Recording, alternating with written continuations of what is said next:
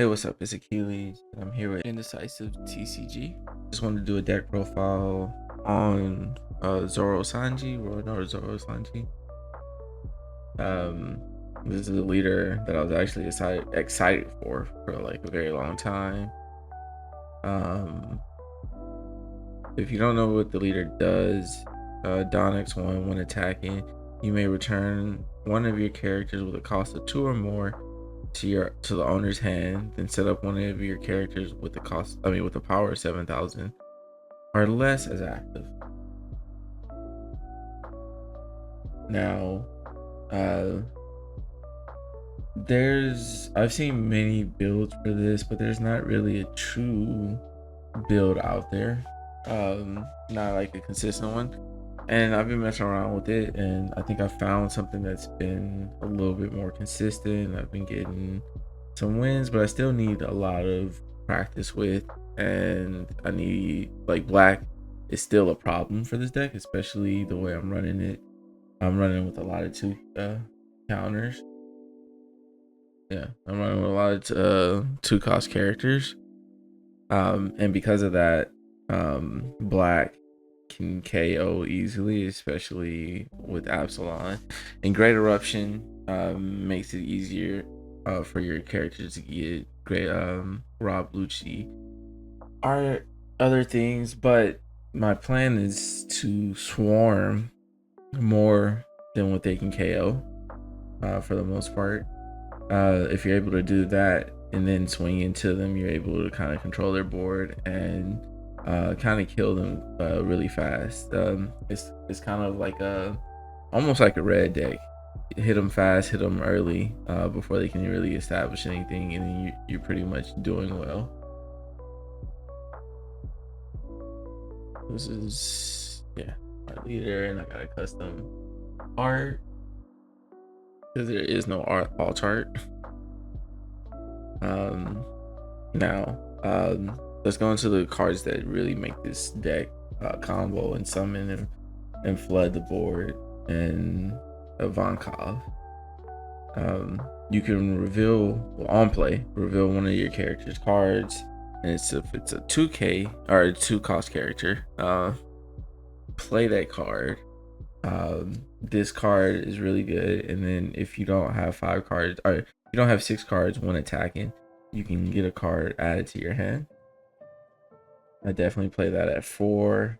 It's 1k counter, and you're able to summon, and if you decide to bounce back, play again. You can possibly summon a lot because, like I said, you play a lot of 2k counters in here, as well as Mihawk.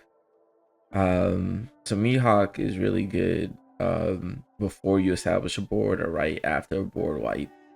Because on play you can play, if you have 2 characters or less, play up to 1 Muggy Kingdom type or slash attribute character with a cost of 4 or less, other than Mihawk. And there are ideal targets for this, where you're able to summon him, summon Wanda, and I'll talk about Wanda later, and she's able to summon a Minx.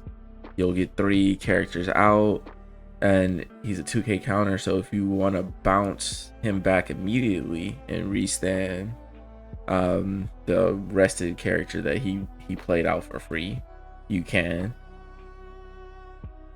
And yeah, next on the list is Wanda. Like I said, on play, play up to 1 Minx type character other than Wander with a cost of 3 or less from your hand.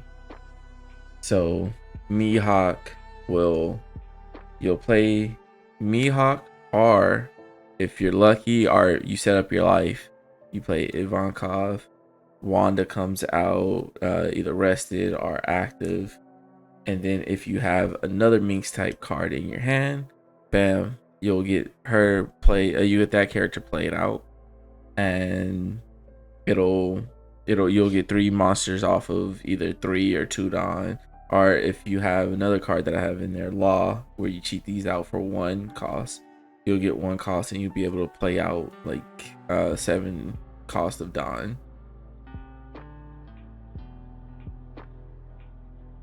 And then here's one of your main targets for it, and it's called Shishisalon, but he's Pedro in at least the anime that I watched. That's definitely Pedro, unless I'm wrong and I'm getting him mixed up with a different Minx that was part of Pedro's crew. But I believe this is Pedro. But he's a 2 cost on play. You can rest 2 Don and set up to one of your Minx characters as active. If you have the extra Don and he gets played out with Mihawk, Wanda comes out rested, and Pedro comes out of hand, and you can tap another 2 to get him out, to get her out for free. At that time, you'll be paying 5, 6, 7. So it's kind of not worth it, unless you cheated him out with Mihawk. Not Mihawk, Law. If you cheat him out with Mihawk, then it'll be worth the Dawn to keep that active. But most of the time you're gonna bounce him back and set that one as active. And here I'm running those at 4, just getting more targets for her, because when she comes on the field, you're gonna want those cards in your hand. Another target for her, and I'm playing at 4, is Nikamoshi. Again, I know him as Cat Viper. 2 cost character, 1k power, 3000 slash type character. So if you have no targets, you can still play with the Mihawk, but it comes out, like I said, with the Wanda.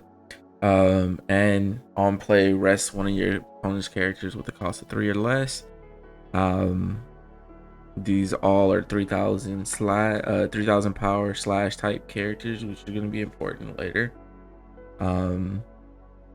And these are going to be your basic combos, cards you want to see, cards you hope Ivankov hits is definitely Wanda to get out these characters for free.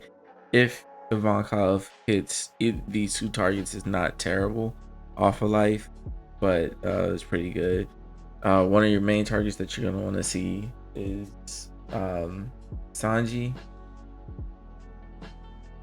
Sanji is just overall good. Once you're able to attack with him, you add 1 Don to him, attack with him, he gets 2000 restand, attack again, and you get another 2000 off of him, and that's until the end of your next turn. So effectively during your opponent's turn, he's a 7k monster, which is going to be hard for them to swing into. And he is a strike attribute, which doesn't help with a popping Matsu, but he's another one of these cards that are really good for the combos. So this card, you can on play up to one of your slash attributes, which you have a lot of targets for, gets 3000 power during this turn, and then you can trash 1 card off the top of your deck. Trash 1 card off the top of your deck isn't really good, but it also, I mean, it's worth it. It's worth it to get the 3000. I mean, to get the 3000 power. Playing him, powering up one of these targets to 6000 or 2 Don, and then also giving your leader a target to bounce back to hand. So every turn you're able to at least play him once or even twice sometimes. If you play him twice, it won't keep him safe, but you'll be able to basically get 6 Don worth of play out of 4 if you do play him twice. And that's if we were to add it to him individually. It also doesn't go over that cap. It gets really close to that 7,000 cap, because you can't restand, and you also have to be careful because you don't want to play it twice on the same character, and then you won't be able to restand unless that your target is like attacking something really big, which I don't often do in this deck. And the Law, he's another 3000 slash type character, 2 cost, He's really good early. If you don't see the cards that you want to see on turn 1, turn 2, he's always a good turn 2 play. That way you can play your Ivankov and your Mihawks the next turn for 1 Don and be able to hopefully cheat out these characters using only 1 Don. And worst comes to worst, he's a slash type character who can get powered up, and yeah, he's a slash type character that can get powered up. If you play Mihawk into him, then you can play Ivankov for one cost. And that's for 4 Don, another 6k worth of Don. You're being rewarded by, or you're rewarded with 2 free Don, basically. And then you have your blockers that you want to play for, that you get to play for free if Ivankov hits them, or if you need to play them. This one is really good, and I'm only going 3 apiece, only because I'm really trying to be really aggressive. But these are really good blockers because Duval can set up your life for Ivankov. That way, you know exactly who Ivankov is playing, and you have that blocker that sometimes they decide not to blow up because they rather blow up your Ivankov, your attacker, and leave your smaller non-lethal attack blocker up. And Rosinante is really good because if they do decide to KO your character by effects, he can kind of protect them, blowing him up instead, kind of keeping your attackers alive, because that's what's going to end up winning you the game, is being able to throw 3 swings at them, 3 swings at them from 2 from one character and then 1 from your leader every turn. Is going to be something hard for them to keep up with, especially if you can cheat them out early. And when I say cheat them out early, is this card here, which could also be substituted with the card that comes in the starter deck, which is the counter version of this. But but I will never doubt a woman's tears. It costs 1 mana, not 1 mana, sorry, 1 cost. It gives 1 character or leader 1,000, so it pays for itself. And then you can reveal the top card, and if it's a 2 cost, play it. So it's another kind of Ivankov cheat out character, but for 1 Don. So on your first, if you go first, which sometimes I would love to, you really want to see this card, because if you can get a card out on 1 Don, if you can get one of these 2 cost cards out on 1 Don, like Law, and then on turn, when you have 3 Don turn, swing with him for 6,000 or for 5,000, trade him out, get out your Ivankov. You're really putting that pressure on them early and forcing them to counter. As well as, so Zeff was something I didn't originally have, and if you look at my other video, I didn't have Zeff, but after playing Black so many times, I felt like Zeff was needed just to have a higher cost character in there.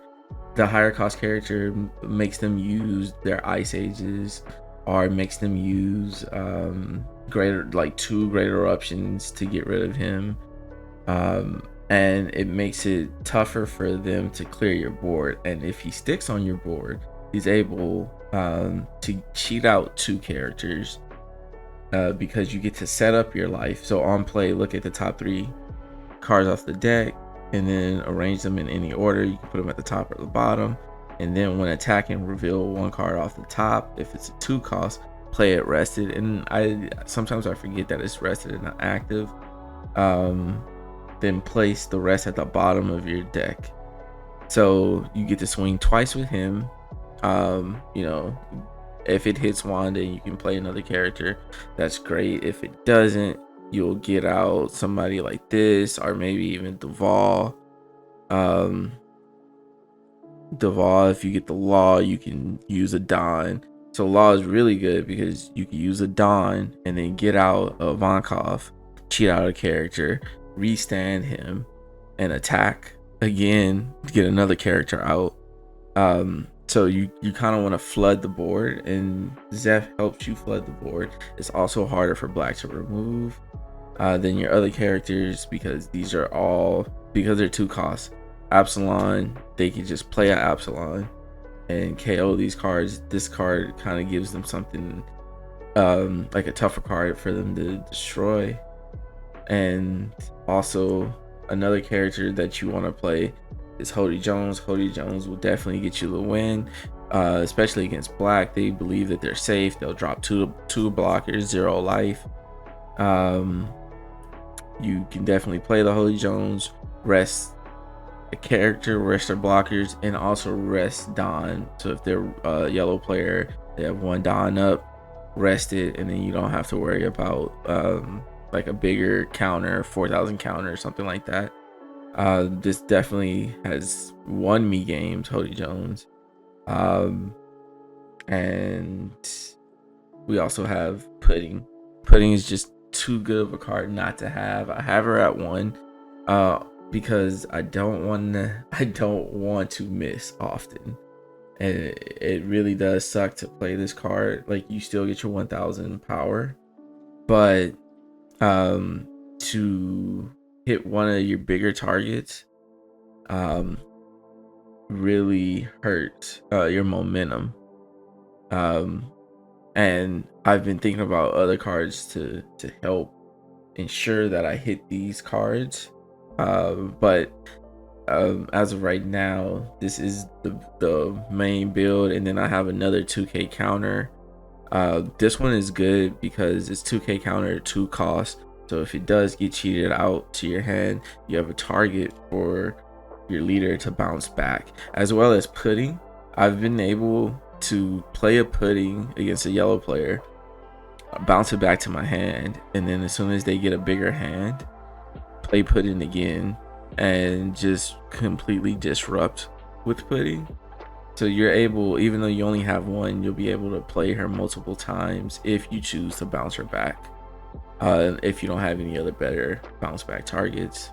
And like I said, this one, if he gets cheated out by Zeff, or if he gets cheated out by Vonkov, this he is on the board. Like, he could be on the board and he's 3k like them. He won't be a Papamatsu target, but you can add 2 Don and he'll be able to attack, and then you can bounce it back and have a 2k counter. Currently it's only 8 in this deck, but like I said, you kind of want to be more aggressive, and you can swap out cards like counters. I did have Scratch Man Pooh as a counter. He's also 2k 3,000. I just didn't realize like on Sim, I didn't realize how hard it was to get, started that card. This one was a little bit easier. I was able to go to pre-releases, and I had I had a couple of these. I do want to fit a Zoro in this deck just as a finisher, just like Hody Jones. Zoro, once you're able to play him, and if he can stick for a turn, like if he sticks for a turn, you win. You definitely win, because there's no way people can counter that. I mean, there is a way, and then there's Beige. There is a way to kind of stop it, but for the most part, it's hard to stop that 9 drop. But just right now, in the way that the tempo of the deck is going, Zoro doesn't fit in.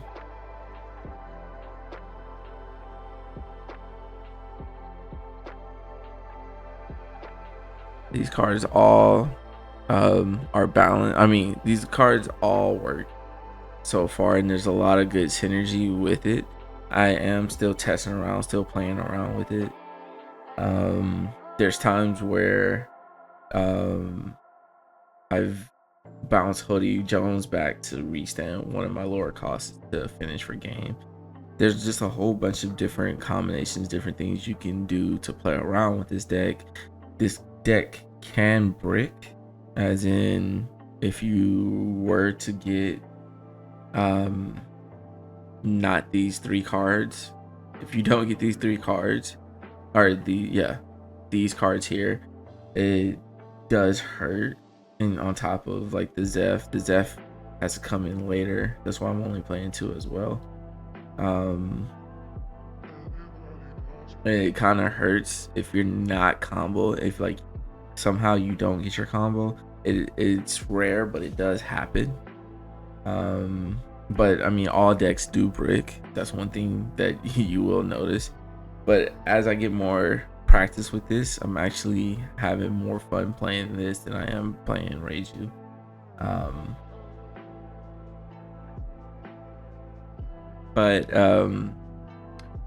I guess we'll go into the games. I did try to go to locals and play in a tournament. Unfortunately, my locals internet was down and they decided not to have a tournament, but there was free play, so I did play a guy. He was playing Yellow Green Yamato. Well, actually, I'll put those matches in like a part 2 video. I just realized how long this video was of me explaining. But let me know what you guys think of the deck, things I can improve on, things I can add. There is a 2-cost Usopp that I do want to add to the deck. I just don't know where he would fit in. He's not an attacker, he's more utility. So he's a 2-cost 1,000. I think he's a promo card.